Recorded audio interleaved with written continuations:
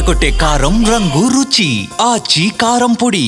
Cinema ఇండస్ట్రీలో star హీరోల మీద రూమర్స్ రావడం, వాళ్ళ బ్యాక్గ్రౌండ్ గురించి మాట్లాడుకోవడం కొత్తేం కాదు. రీసెంట్ గా రామ్ చరణ్ ఒక షోలో తన కెరీర్ గురించి చాలా ఓపెన్ గా మాట్లాడారు.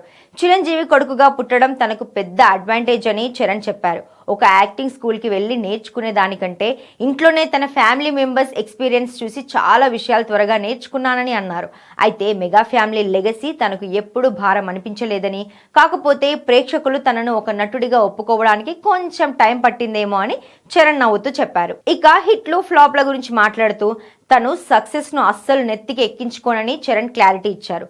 పొద్దున 8 నుండి సాయంత్రం 6 వరకు తన పని తాను చేసుకుని వెళ్ళిపోతానని, ఆ తర్వాత ఒక యాక్టర్ అనే విషయాన్ని మర్చిపోతానని అన్నారు. కానీ గేమ్ చేంజర్ లాంటి ఫెయిల్యూర్స్ ఎదురైనప్పుడు మాత్రం బాధగా ఉంటుందని, అవి మనల్ని కొంచెం వెనక్కి లాగుతాయని నిజాయితీగా చెప్పారు.